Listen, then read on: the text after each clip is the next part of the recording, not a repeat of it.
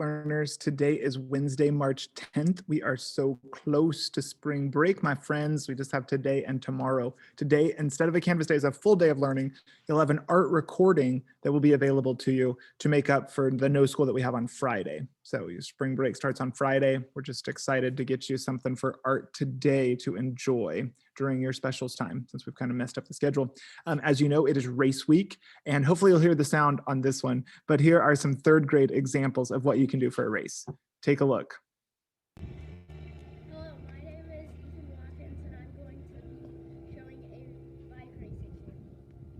So I have my uncle, who is going to race me. So this is Ethan. He's going to do a bike race. Okay, be ready to watch this. Okay, ready?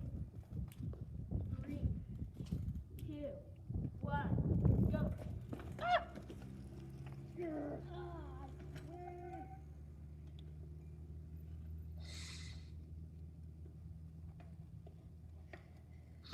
And that was my bike race. Short and sweet, my friends. You got to get some miles on for racing, but that was great. Thank you, Ethan, for sharing your example. I was invited by a student to do a race. So here is Walker. He's one of our second graders. And sorry, I always start these twice. So here's Walker. Here's an example of a race with Dr. Shivers. Okay, I'm out here on site with one of my favorite second graders. You want to introduce yourself? I'm Walker, and I'm in second grade. Excellent. And what do we got planned today, Walker? I'm gonna race you across my backyard. And you've been practicing. You do this a few times, right? Mm-hmm. Yeah, this is kind of like a good little brain break when you're learning in second grade remote. You just kind of come out here and you race. Yeah, at the end of the day, we normally come out here and play catch with the base. Very nice. That's a great way to go. So what's the time to beat? Like, how quick are you? Have you set a timer? Yeah. Okay. My last record was 13 seconds across. Okay. That's pretty good. 13 seconds is the one to beat. Okay, so we're going to give it a try.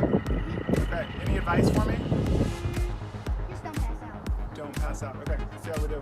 Okay. Where's the starting line? Over there by the Okay. tree. By the tree. Just do the countdown from up there. Yeah. Can you count us down? Say 3, 2, 1, go.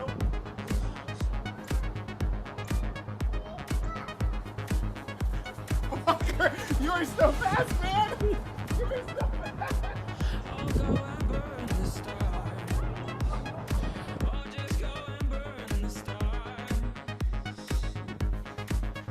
Let it burn, let it burn, let it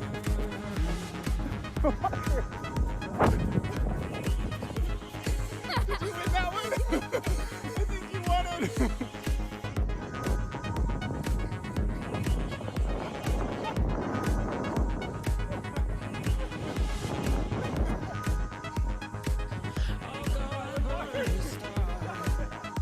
Those are some good races. Why do you think racing is important and fun? Because you get more exercise when you do it. Excellent. I love that. So, do you think that you'll keep racing up for a long time? Yeah. Okay. Will you be a track star someday, or what athletics do you like most? What sports? I mostly like football, Okay. and I think I might do track. Sweet. Distance, right? So fun. Very good. What other advice you have for remote learners? Stay right here and stop. You know it! Great job, my friend! Thank you so much. That was so fun. Thanks for the invite. It was delightful. Cool. I hope you are enjoying the best race week ever. We want to share a few more of these examples of notable Riley County women with you, and then we'll sign off for today. So stick with me for just a second longer. All right, if you remember yesterday, we showed you some of these examples from a coloring book that was created to celebrate the women of Riley County. This is Maddie Toothaker Kimball. And you remember Kimball being an avenue or a street that has a name after it. Maddie campaigned for women's rights to vote in Kansas and across the nation. And it was in 1920 that they earned that right. And I'm so glad that they did. It should have happened a long time ago. She served as the first Kansas presidential electorate as a Republican, and Maddie was the district president for the Kansas Equal Suffrage Association. She also helped make sure that the cottonwood was the state tree of Kansas. So kind of a cool example and story. Here is Nellie Sawyer Lawyer Kinsey Jones. She became the first woman professor at K-State in 1887. She went on to teach domestic science at a number of universities and was the first one to be honored with the title of Professor Emeritus at the University of Wisconsin. And Kedzie Hall, a place that I used to have an office at when I worked for Royal Purple and for Collegian, was named in her honor. And so it was the first building to be named for a woman, and she had an honorary doctorate in 1925. So historically, a great woman that has a legacy that's still remaining. Then our next one is Cora Kimball.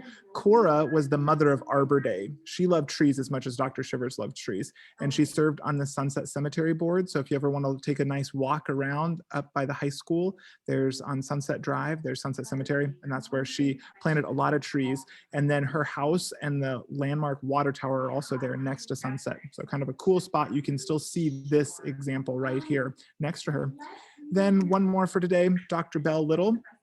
She followed in her father's footsteps and became a medical doctor. She graduated from K-State with 2 degrees and went on to Philadelphia. She came back to Manhattan and practiced medicine with her dad until 1915 when they opened an early hospital. And then she retired and helped deliver more than 1,000 babies. So kind of cool to have her legacy with her.